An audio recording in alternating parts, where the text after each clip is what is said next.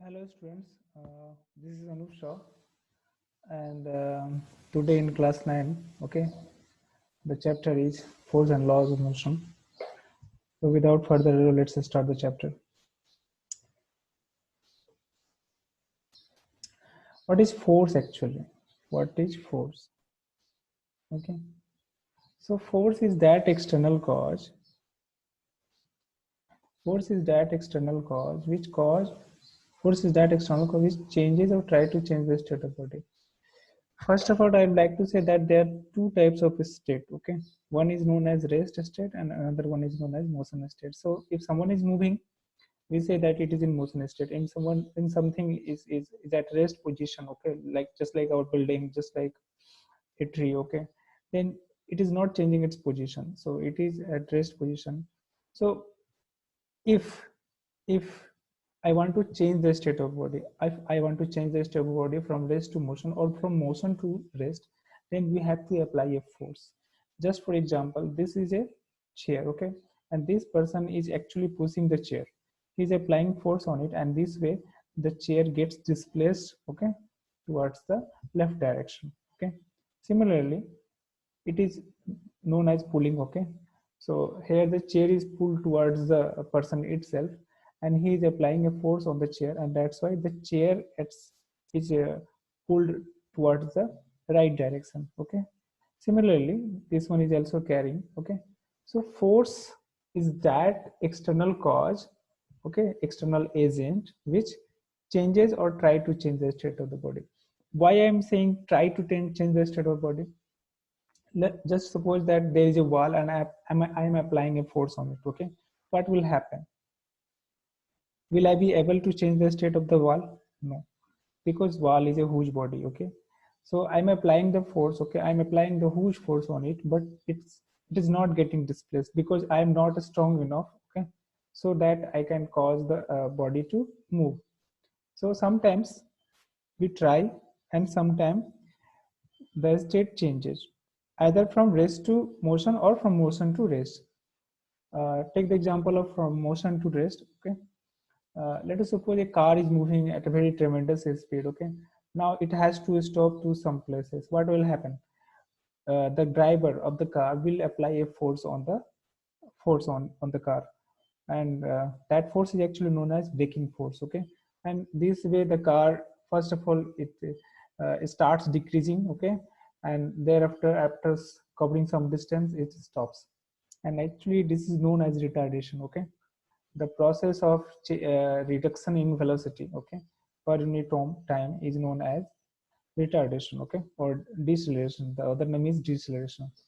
So here the braking force is applied to change the state from the motion to rest state. Force alternative definition: pulling or pushing of an object is known as force. Pulling or pushing of an object is known as force. Okay, I think you must know in class 8 you must have learned about it, what is called force. Pulling or pushing, already example has been given. Now what is called inertia? Okay, so body has a tendency to be in this in his own state. Okay, um, if it is at rest position, it will try to be at rest position. If it is at motion state, it will try to be at the motion state. Okay, and this way we find that there are two types of state. One is known as inertia of rest, and another one is known as inertia of motion. Okay, see here, inertia of motion, and this one is inertia of rest. Okay, so the definition is the resistance of a body to be in the state of rest is known as inertia of rest, and the resistance of a body to be in a state of motion is known as inertia of motion. Let us talk in detail. जैसे बच्चे आप जानते हो कि पंखा मैं चालू करूँगा, पंखा जैसे ही मैं स्विच ऑन करता हूँ, पंखे जो है मूव करने लगते हैं, लेकिन क्या पंखा शुरुआत से ही एकदम जो हाई स्पीड अचीव कर लेती है? नहीं, शुरू में वो धीरे धीरे मूव करती है, धीरे धीरे वो घूमती है, लेकिन बाद में अपना नॉर्मल स्पीड जो है वो पा लेते हैं. तो एक्चुअली होता क्या है, why it does it happen? तो ये इसलिए होता है कि पंखा जो है उसके वो अपना रेस्ट स्टेट नहीं करना चाहता है, लेकिन चूंकि हमने इलेक्ट्रिसिटी दे दिया है, मोटर घूम रही है, और इसकी वजह से पंखे के जो दाहिने हैं वो भी घूम रहे हैं, तो इसलिए वो बाध्य है मूव करने के लिए, लेकिन वो शुरुआत में वो उसको रेसिस्ट करते हैं। ये रेसिस्ट ही कहलाता है inertia. Okay, and here the resistance is due to the resistance is for the rest state, and this is known as inertia of rest. Okay, similarly आप इनिशिया ऑफ मोशन को भी एक्सप्लेन कर हम लोग कर सकते हैं, जैसे कि एक धावक है, एक रनर है, वो किसी एक सर्टेन टारगेट को वहां पहुंचना उसको टाइम पे, लेकिन वो क्या करता है, जब वो अपने टारगेट पे पहुंचता है दौड़ करके, मान लो 100 मीटर का रेस है, पहुंचता है, उसके बाद वो सोचता है कि वहां पर रुकना चाहे तो क्या वो रुक पाएगा? नहीं रुक पाएगा, क्योंकि जब उस पर फोर्स लगेगा, ठीक है, सॉरी, जब जब वो रनिंग स्पीड में रहेगा तो एक उसके अंदर में एक मोशन का इनिशिया जनरेट हो चुका है। अब वो अचानक से अगर रेस्ट स्टेट में अगर आने का कोशिश करेगा तो वो वहीं पर गिर जाएगा, ठीक। इसलिए वो अपना स्पीड को धीरे धीरे कम करता है और अपने टारगेट पे पहुंचने के बाद भी वो थोड़ा सा आगे की तरफ मूव करता है। So this one is known as inertia of motion. Okay, so it is the property of a body to resist any change of state. अब यहाँ पर there are some example over here. There is a glass, there is a cardboard over, and there is a coin on the cardboard, at the middle of the cardboard. What we are doing actually, we are applying a tapping force. Okay, tapping horizontal force. Okay, एक मैंने छोटा सा एक force apply किया, so that the card gets displaced. What will happen? The coin is at rest position, the card is at rest position, and this is tumbler or glass, whatever. Now when we are applying a force, the due to the force application of force, the cardboard, okay, the cardboard gets kinetic energy, cardboards moved, okay, cardboards gets enough kinetic energy from the force, but the coin still remains at rest position. What happens? The card moves away and there is no place for coin to be at rest position, so it suddenly falls down. तो यहाँ पर देखिए coin जो है नीचे की तरफ गिर गया, coin falls down. So this is a one example of inertia of rest. Inertia of motion में देखो, ये बस में आप लोग ट्रेवल किए होगा. I know very well that बहुत सारे या almost all the students must have traveled through the bus, and you know that suddenly when the bus stops at some places, okay, what happens? The person, let us suppose this one is the position, number one position. ये अचानक से जो है बस रुकती है या यहाँ पर ट्रेन दिया हुआ है, तो क्या होगा, वो थोड़ा सा लीन करता है, वो सामने की तरफ लीन करता है, और कुछ देर के बाद जब वो ट्रेन रुक जाती है, बस पूरी तरह से रुक जाती है, तो वो सामने की तरफ में एकदम मतलब एक्सट्रीम पोजीशन पे वो जा करके पहुंच जाता है. तो ऐसा क्यों होता है? ऐसा इसलिए होता है कि व्हेन बस और train suddenly stops, the floor becomes stagnant, the floor reaches to rest position suddenly, and which portion of our body is connected to the floor of the train or bus? It is our leg. So leg becomes, or feet becomes actually achieves the rest position along with the uh, floor of the bus or train, but the upper part, okay, like our head, chest, okay, they remains still in motion states, and that's why we move uh, in the forward direction. So this is the example of inertia of motion. Newton's first law of motion. What is Newton's first law of motion? Here the definition, okay. And what is actually, Newton was a scientist. He formulated a number of things, okay. He gave a number of theory, he gave a number of formula, okay, and he has many contribution, okay. So the main contribution is the law of motion, okay, and he gave three law of motion: first law of motion, second law of motion, third law of motion. Okay.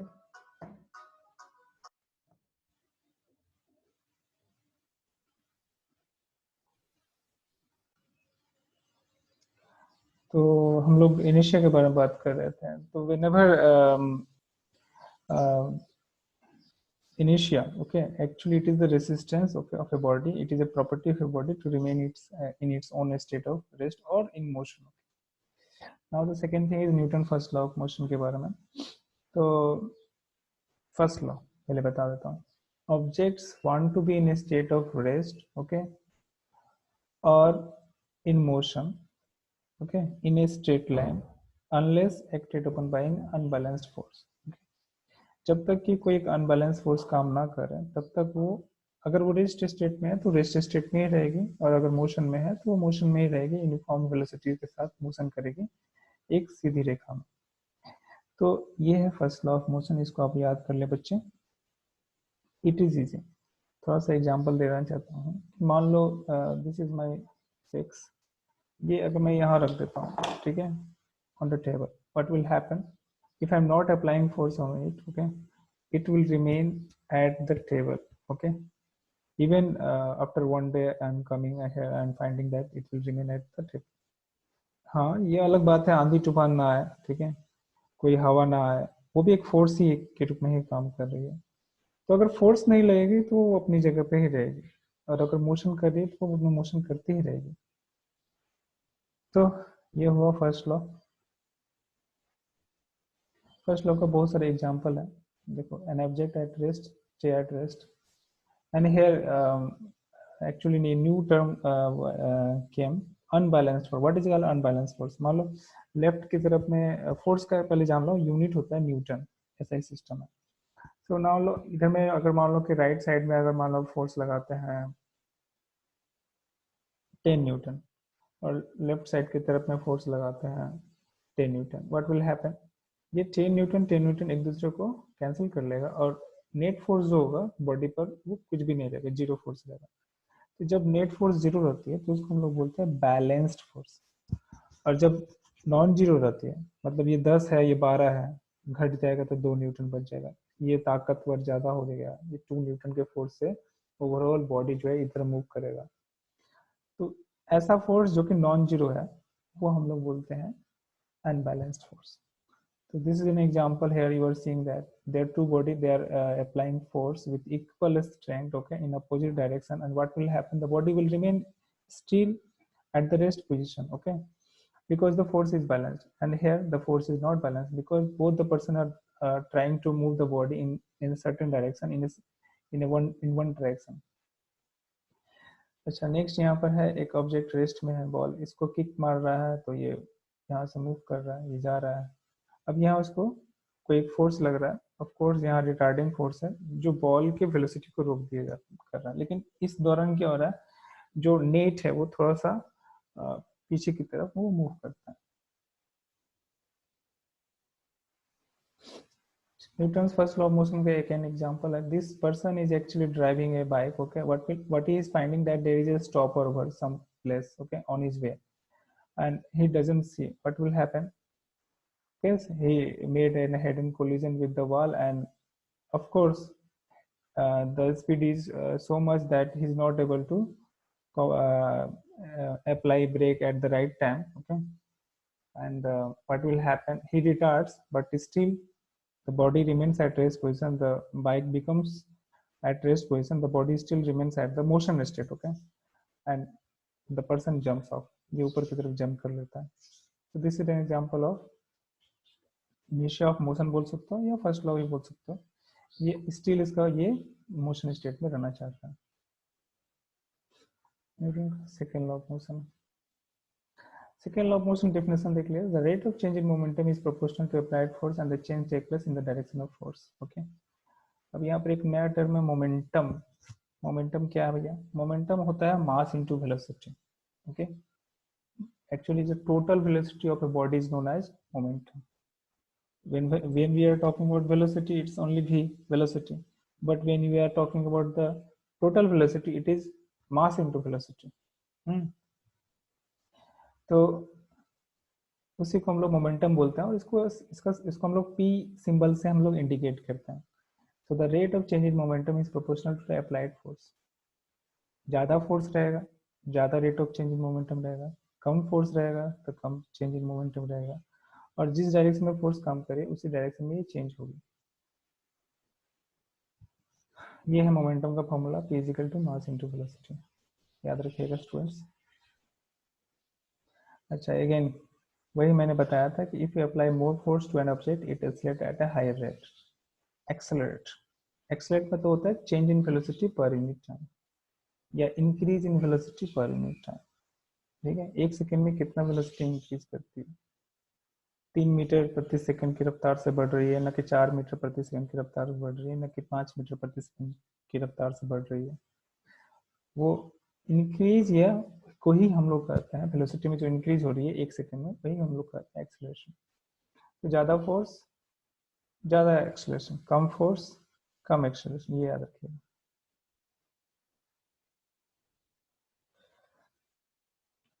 The more force the more acceleration. अच्छा, सारी चीज़ यही है। Force का formula क्या होता है, force equal to the mass into acceleration. अभी हम लोग सीखेंगे कि ये चीज़ है क्या actually. Force equal to mass into acceleration. अच्छा, ये मैथमेटिकल फॉर्मेशन है, बच्चे लोग इसको ध्यान से देख लेना। जनरली हम लोग फोर्स को F लिखते हैं और मोमेंटम को P लिखते हैं। तो मान लो कि शुरुआत में मोमेंटम P2 था, सॉरी P1 था, और बाद में मोमेंटम कितना होगा, P2 हो गया। तो चेंज कितना होगा, चेंज मतलब होता है फाइनल से इनिशियल को घटाते हैं, final minus initial. M final का मोमेंटम कितना होगा, मास इनटू वेलोसिटी, ये भी mass into velocity. Here v is actually indicating the final velocity and u is actually indicating the initial velocity, so the change in velocity becomes mv minus mu. And here you are finding that m can be taken outside of the expression and ये expression हो जाएगा reduce m into v minus u। Rate निकालने के लिए हमको time से divide करना पड़ेगा, हम टाइम से डिवाइड कर दिए t से, और हमारा सेकेंड लॉ का जो लॉ दिया था न्यूटन ने, उनके अनुसार से ये प्रोपोर्शनल होता है एफ के, तो मैंने इसको एफ के प्रोपोर्शनल कर दिया। अब आप जान लीजिए कि whenever we remove the proportionality sign, a constant terms will appear over here. It is this sum is here. So here it is mv minus u by 2. Now what is v minus u by t? What is v minus u by t? Here in the expression, see here the last portion. v minus u by t actually होता है change in velocity per unit time, और इसी को हम लोग acceleration बोलते हैं। और एक्सेलरेशन का सिंबल क्या है, स्मॉल ए, तो दिस इज स्मॉल ए। और एक चीज याद रखिएगा कि ये जो k है, सॉरी ये जो k है, ये प्रोपोर्शनलिटी कांस्टेंट का वैल्यू हम लोग ऐसा यूनिट चूज करेंगे, ऐसा हम लोग फोर्स का यूनिट चूज करेंगे, ऐसा हम लोग मास का यूनिट यूज करेंगे, ऐसा हम लोग एक्सेलरेशन का यूनिट यूज करेंगे, ताकि सारे चीज का वैल्यू 1 1 हो जाएगा, तो ऑटोमेटिकली k का वैल्यू भी क्या हो जाएगा, 1 हो जाएगा। तो हमारा जो फॉर्मूला है F इजिकल टू के एम है, इसमें m अगर 1 कर देता है, 1 मतलब 1 kg करता है, एक्सेलरेशन अगर 1 मीटर पर सेकेंड स्क्वायर कर देता है, तब फोर्स को हम लोग उसको उस फोर्स को हम लोग एक सर्टेन 1 न्यूटन बोल देते हैं, तो उस हालत में k का वैल्यू भी 1 हो जाएगा और सिंपली फोर्स इजिकल टू जाएगा मास इनटू एक्सेलरेशन। और ये चीज हम लोगों ने पीछे में सीखा था, यहाँ पर F इजिकल टू एम है। अच्छा, ये एनसीईआरटी बुक में है, derivation of the first law from the second law of motion. हम लोग फर्स्ट लॉ को भी हम लोग सेकेंड लॉ से पा सकते हैं, कैसे, चलो ये तो फॉर्मूला हमको पता है, F इजिकल टू एम। अब यहाँ पर देखो, इस चीज को हम लोग ऐसे लिख सकते हैं, इस चीज को हम लोग ऐसे लिख सकते हैं, हम लोग क्रॉस मल्टीप्लिकेशन करेंगे ना, फोर्स को जीरो कर दो। जब ये फोर्स को जीरो करेंगे तो ये पूरा राइट हैंड साइड जो होगा वो जीरो हो जाएगा, और जब राइट हैंड साइड जीरो होगा तो मास तो जीरो होगा नहीं, तब भी इजिकल टू क्या होना चाहिए, यू होना चाहिए। अब थोड़ा सा सोचो, when there is no force, when there is no force, initial velocity is equal to final velocity, it means that there will be no change in velocity। ये फर्स्ट लॉ में था, when there is no force, external force, the body will remain in motion in a straight line with constant velocity। उसका एक और statement था, अगर v zero होता या u जीरो होता तो v भी जीरो होगा। इसका मतलब ये हुआ कि अगर बॉडी रेस्ट में है तो वो रेस्ट में ही रहेगी। तो यहाँ पर हम पाते हैं कि हम लोग फर्स्ट लॉ पा रहे हैं सेकेंड लॉ से, सेकेंड लॉ से ही फर्स्ट लॉ आ जाती है, फर्स्ट लॉ की जरूरत नहीं थी। तो If there is no force, F is equal to 0, the body will move with constant velocity, and if it is at rest position, okay, then it will remain at rest position. This is known as first law of motion. एक सवाल है, आप देख लो, इस force equal to M A पे, एक 2 kilo का मास है और एक्सेलरेशन कितना हुआ 5 मीटर पर सेकेंड स्क्वायर, नेट फोर्स कितना होगा? फॉर्मूला क्या है? Force equal to mass into acceleration. Force का फॉर्मूला क्या है? 2 kg, मास बैठा दिए, एक्सेलरेशन बैठा दिए 5 मीटर पर सेकेंड स्क्वायर, देखो 10 न्यूटन आ गया। एक सिंपल सा फॉर्मूला।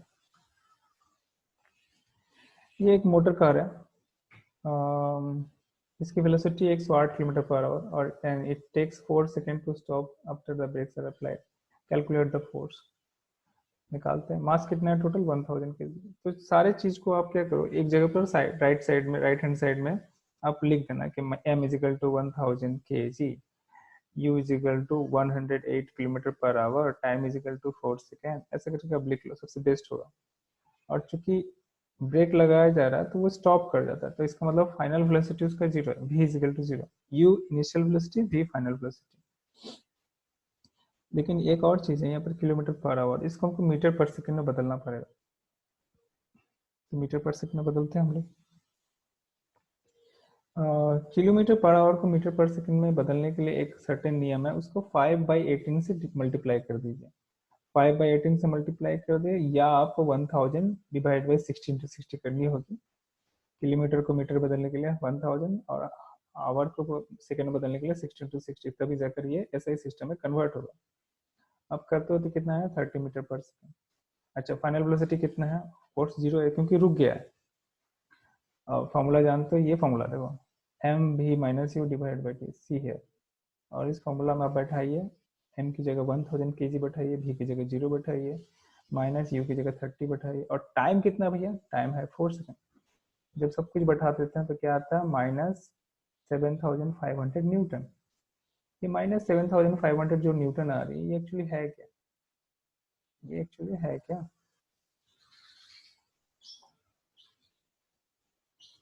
मतलब वाई द माइनस एन? तो माइनस एन ये बताता है कि force is actually the braking force. Force act opposite to the direction of motion, so in that case the force becomes negative. ठीक है, ये याद रखिएगा। एक और प्रॉब्लम है, देखो, ये थोड़ा ग्राफिकल, ग्राफ से रिलेटेड है। I think that, I suppose that you must have learn graph. इसमें टाइम को प्लॉट करते हैं हम लोग एक्स एक्सिस में। जनरली टाइम को एक्स एक्सिस में ही प्लॉट किया जाता है, and velocity is plotted along the Y axis. ये 5 मीटर, 10 मीटर, 15 मीटर, 20 मीटर। तो देखो यहाँ पर सबसे ऊपर में कितना है? 20 मीटर। तो ये टाइम जब 0 है तो 20 मीटर प्रति सेकंड की रफ्तार है, 20 सेंटीमीटर पर सेकंड। और फिर जब टाइम 10 सेकंड हो जाता है, ये सेकंड है, तो उस समय ये चूंकि नीचे टच कर लिया टाइम एक्सिस को, टाइम एक्सिस को टच करने का मतलब वेलोसिटी 0 हो गया। ये वेलोसिटी कम हो रही है यहाँ पर, धीरे धीरे धीरे नीचे जा रही है ना, कम हो रही है, तो वेलोसिटी बिकम 0। तो इनिशियल वेलोसिटी कितना हो गया? 20 मीटर, 20 सेंटीमीटर पर सेकंड। फाइनल वेलोसिटी कितना हो गया? 0। अब आप v माइनस यू करिए, डिवाइड बाई टाइम करिए, बस। v minus u divide by time कितना भैया? 10 सेकेंड। और u कितना है? u है आपका 20, और v कितना है? 10। v कितना है? 0। ठीक है, बैठा दीजिए, देखो आपका आंसर आ गया। दिस वन लास्ट में जो आ रहा है वो आ रहा है। और यहाँ पर एक चीज यहाँ बोला गया है, एक्सलेशन निकालने के लिए बोला गया ना। तो जब आप निकालोगे एक्सलेशन, ओके, तो भी तो 0 है, तो आपका एक्सलेशन आ रहा है नेगेटिव में। तो नेगेटिव एक्सलेशन को हम लोग एक नाम से जानते हैं, रिटार्डेशन बोलते हैं या डिसलेशन बोलते हैं, और इसकी वजह से इंक्रीज इन वेलोसिटी नहीं होती है, डिक्रीज इन वेलोसिटी होती है। तो ये ग्राफिकल प्रॉब्लम है, इंपॉर्टेंट प्रॉब्लम है, एनसीईआरटी बेस्ड है। नेक्स्ट है law of conservation of momentum. तो law of conservation of momentum क्या? Momentum you know very well, mass into velocity is equal to momentum होता है। सो अगर किसी का मोमेंटम, किसी सिस्टम का मोमेंटम पहले जो था, ठीक है, और कोलिजन हुआ या कुछ देर के बाद उनमें फेज मेजरमेंट किया, तो बाद में भी मोमेंटम जो होगा वो सेम ही होगा, टोटल मोमेंटम याद रखिएगा। तो in an isolated system the total momentum remains conserve. In an isolated system the total momentum remains conserve. इसको हम लोग इस रूप में भी लिख सकते हैं, m1 u1 plus m2 u2। ये शुरुआत में u क्या इंडिकेट करता है, इनिशियल, दो बॉडी है यहाँ पर, और बाद में उनका वेलोसिटी होता है v1 v2। दोनों का मास क्या है m1, यहाँ भी एक्चुअली m1 ही कर दिया, इट इज मिस्टेक, इसको m2 आप कंसिडर कर लेना। This is m2, m1 v1 plus m2 v2। Okay,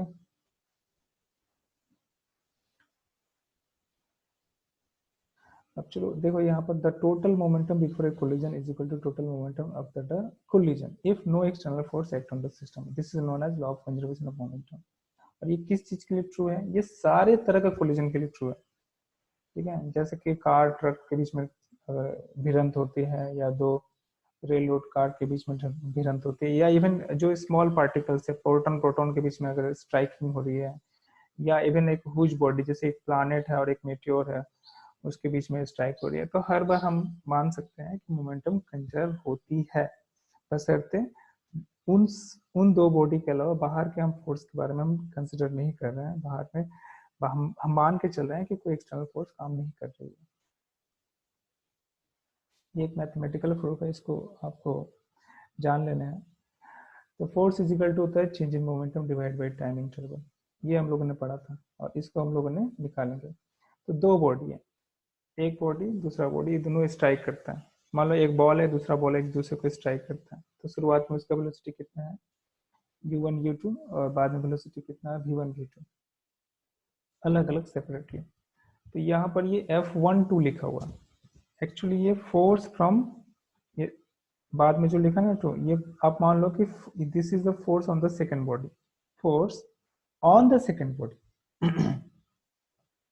मतलब सेकंड बॉडी पे कितना फोर्स लग रहा है। तो यहाँ पर हम उसकी उसी सेकंड बॉडी का ही हम लोग बारे में लिखेंगे।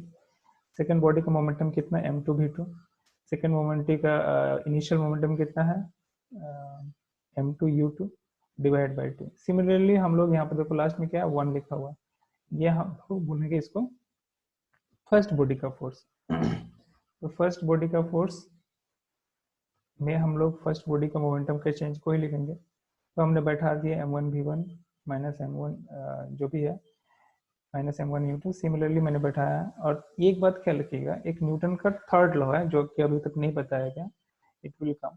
न्यूटन का थर्ड लॉ ये बोलता है कि to every action there is equal and opposite reaction. Okay, मतलब अगर कोई इधर से अगर 5 न्यूटन का फोर्स लगता है, तो ये हाथ भी क्या करेगा, इसके ऊपर में 5 न्यूटन का फोर्स लगाएगा, लेकिन इक्वल लगाएगा और अपोजिट लगाएगा। ठीक है, और अपोजिट लगाने का मतलब ये दोनों एक दूसरे को जीरो नहीं कर देते, ये दोनों एक दूसरे पर फोर्स लगाते हैं लेकिन किसी एक सर्टेन पॉइंट पर फोर्स नहीं लगा रहे, और इसलिए यहाँ पर नेट फोर्स जो होगा वो जीरो नहीं होगा।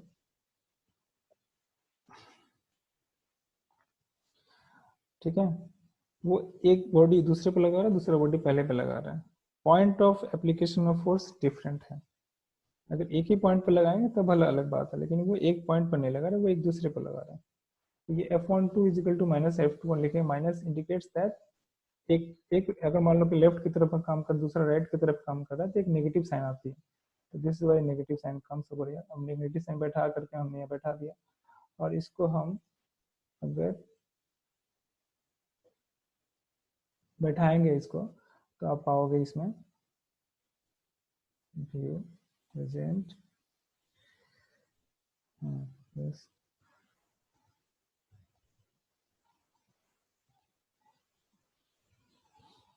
ओके, यहाँ एक दिक्कत हो रही है। अब इसको बैठाओगे तो आपका जो है वो एक्सप्रेशन जो है लास्ट में ऐसा ही आएगा m1 u1 plus m2 u2 plus m1 v1 plus m2 v2। लेकिन यहाँ 1 छूट गई है, m1 u1 आप देख लेना।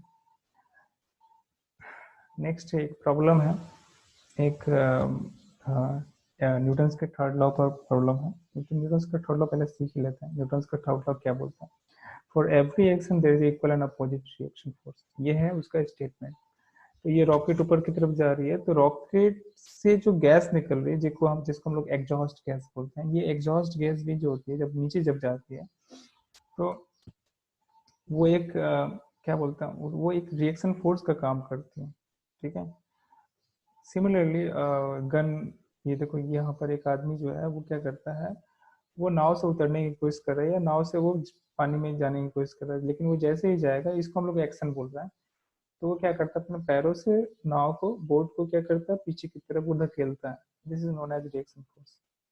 ये देखो रॉकेट वाला एक्शन रिएक्शन। अगर मान लो कि जो एग्जॉस्ट गैस है वो नीचे की तरफ ट्रिमेंडस वेलोसिटी से नीचे की तरफ जा रही है, तो दैट इज एक्शन, और उसके एवज में एक रिएक्शन फोर्स काम करती है, जिसकी वजह से रॉकेट ऊपर की तरफ मूव करता है। ये यहाँ पर इस एग्जांपल में देखो, ये रॉकेट है, ये सॉरी गन है। गन देखो, गन को जब फायर किया था बुलेट निकलती है, बुलेट जो निकल रही है दिस इज एक्शन, लेकिन उसके एवज में क्या होता है, गन भी पीछे की तरफ थोड़ा सा जाती है, जिसको हम लोग बोलते हैं रिकॉइल। सिमिलरली हम लोग जब चलते हैं वहां पे हम लोग एक्शन रिएक्शन का फोर्स वहां पर काम करता है। तो यहाँ पर कहने का मतलब है एक्शन रिएक्शन हमेशा साथ साथ काम करता है। देखो ये पैरों से हम लोग तिरछा की तरफ एक फोर्स लगाते हैं, ये पुशिंग करता है नीचे की तरफ, और उसकी वजह से एक रिएक्शन फोर्स काम करते हैं जो इस डायरेक्शन में काम करता है, इस डायरेक्शन में, और हमारे बॉडी पे काम करता है, और उसकी वजह से बॉडी आगे की तरफ मूव करता है।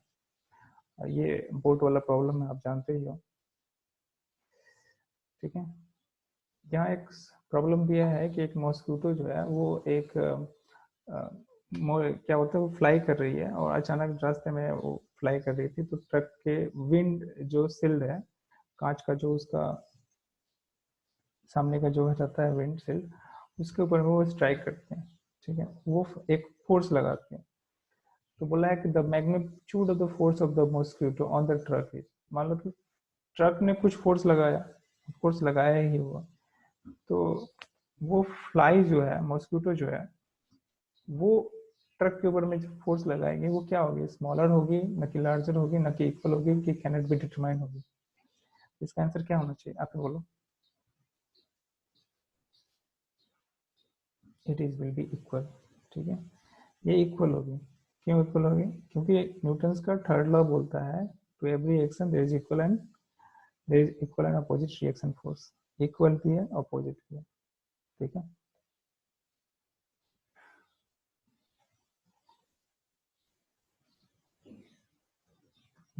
ये प्रॉब्लम पढ़ लेते हैं। Mass of the rifle.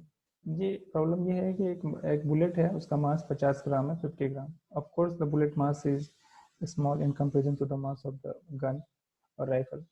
The rifle mass is 4 kg and it is fired. The bullet is fired with a velocity of 35 meter per second. It is somewhat greater. Okay. Now you have to find out the velocity with which the rifle will recoil. पीछे की तरफ वो move करेगा, तो वो किस speed से पीछे की तरफ मूव करेगा। तो let us see. Mass is 4 kg. Mass of the bullet is 50 gram. 50 grams should be divided by 1000. Yes, right. 1000, then we will get the 0.05 kg. We have to convert it in SI unit. मास का SI unit होता है kg। Velocity 35 metre पर second, ये SI unit में पहले से ही है, और ये रिक्वायर्ड वेलोसिटी। तो यहाँ पर देखो m1 v1 is equal to minus m2 v2। Actually हम लोग जानते हैं टोटल मोमेंटम कंजर्व होता है, तो m1 v1 plus m2 v2 must be equal to 0। अब ये m1 v1 जो है ये गन के लिए, और ये m2 v2 जो है ये बुलेट के लिए। तो सारी चीज बैठाते हैं हम लोग, ये माइनस में आ जाएगा, क्योंकि एक सामने की तरफ जाती है तो दूसरा पीछे की तरफ जाती है, इसलिए एक माइनस टर्म आया यहाँ पर। तो यहाँ पर हमने पुट किया, लास्ट में कितना है, -0.44 मीटर पर सेकंड। ये बहुत एक स्मॉल क्वांटिटी, और इसीलिए बहुत ही स्मॉल वेलोसिटी से रिकॉइल करती है गन। तो रिकॉइल वेलोसिटी ऑफ गन निकल गया। और नेगेटिव साइन क्या बताता है, नेगेटिव साइन ये बताता है कि ये बुलेट अपोजिट डायरेक्शन में मूव करेगी gun. Thank you for watching this video. That's all today.